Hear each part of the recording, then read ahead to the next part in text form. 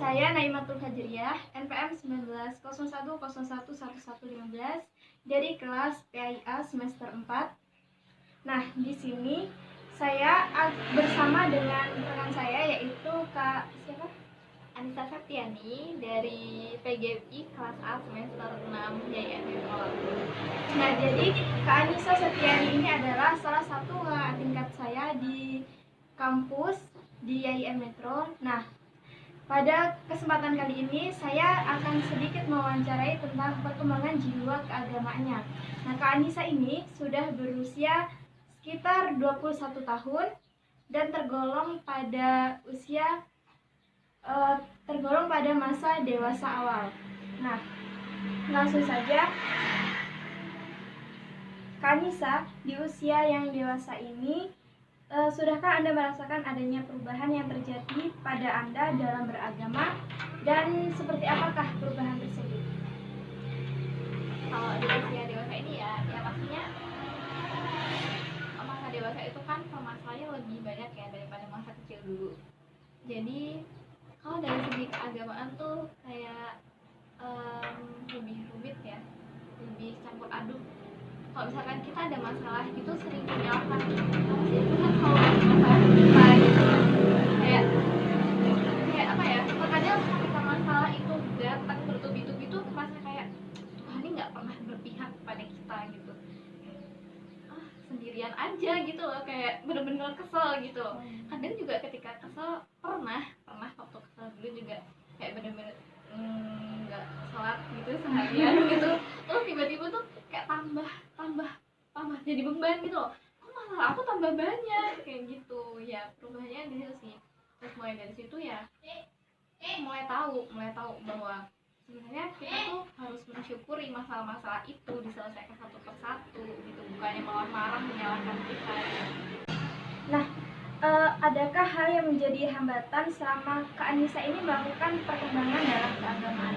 Dan di mana sih Kak Anissa itu menemukan solusi untuk menghadapi hambatan tersebut? Pastinya banyak hambatan ya, terutama kalau misalkan kita lagi banyak banget tugas, terus padat kegiatan juga. Jadi kadang tuh kayak ngerasa enggak, kayak itu mepet banget gitu loh waktunya.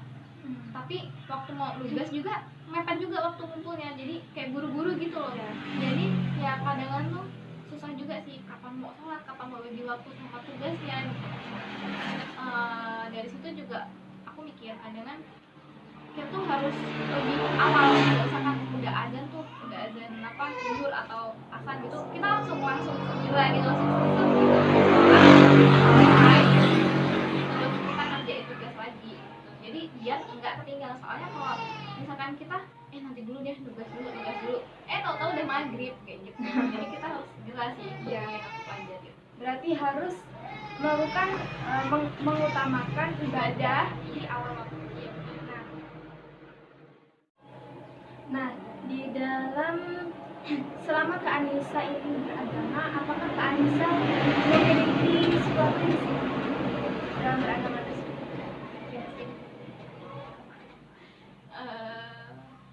Boleh cerita dikit ya. Jadi dulu pernah ada seorang kakak kelas gitu, kakak tingkat, dia pernah bertanya, kenapa aku sholat gitu, kenapa aku buru-buru sholat. Karena waktu itu tuh kayak aku ingetin gitu loh, ayo sholat gitu, karena lagi kegiatan kan, terus aku ingetin gitu, ayo sholat gitu. Terus aku sempat ditanya itu kenapa aku sholat. Saat itu aku juga mikir kayak ngapain gitu ya, pokoknya sholat aja lah kataku. Oh jadi kamu cuma mau menggugurkan kewajiban gitu, maksudnya tuh nggak ada rasa lain gitu selain itu kewajiban kamu sebagai seorang muslim gitu.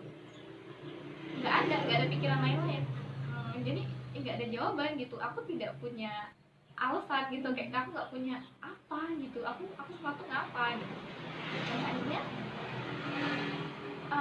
aku mikir tuh sampai rumah, mikir dan akhirnya aku kayak nemuin ide gitu loh, kayak nemuin pencerahan gitu, kayak ya juga ya, nanti kan kita bakal mati kan kita pulang ke rumah kan. Iya, ke rumah yang sebenarnya. Jadi kita di dunia itu kayak kita sedang menjelajahi hutan, terus kita tuh harus nemuin kayak game gitu loh, kita tuh punya kunci buat buka rumah kita itu. Jadi kuncinya itu kayak di sholat gitu, ketika kita nggak punya kunci ya kemungkinan kita bisa masuk kita nggak bisa masuk rumah, kita mungkin tidur di luar ruangan, atau mungkin kita dalam keadaan di luar ruangan dalam keadaan berbahaya, kita nggak tahu kan. Sama aja kayak kita ya masuk neraka, kita nggak jadi masuk rumah gitu kan. Bahkan dalam katanya orang yang hidup yang baik itu pasti bakalan dicuci dulu di neraka gitu kan, baru masuk surga. Apalagi kalau kita nggak punya kuncinya buat pulang ke rumah, ya udah masuk neraka aja gitu kan.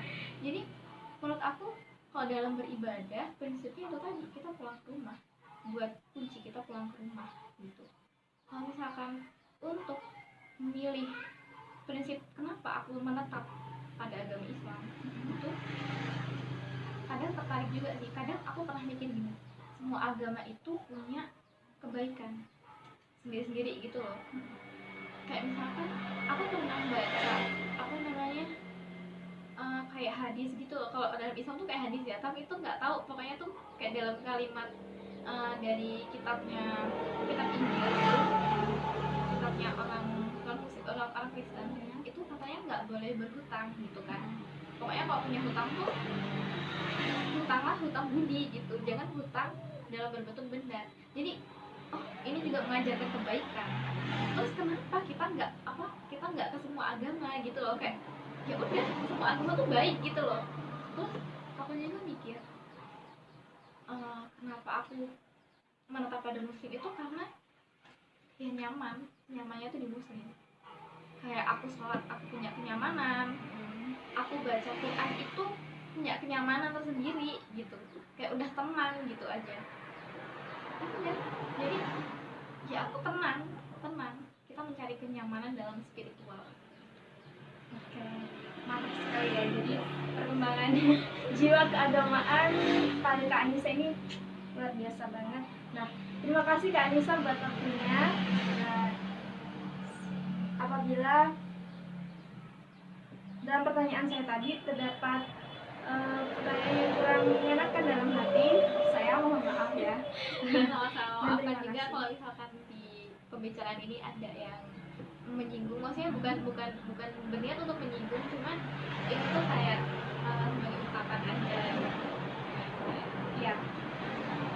Terima kasih pokoknya, terima kasih kepada Kak Anissa, dan ya semoga tayangan kali ini bermanfaat untuk semua yang menonton. Baiklah, kami akhiri.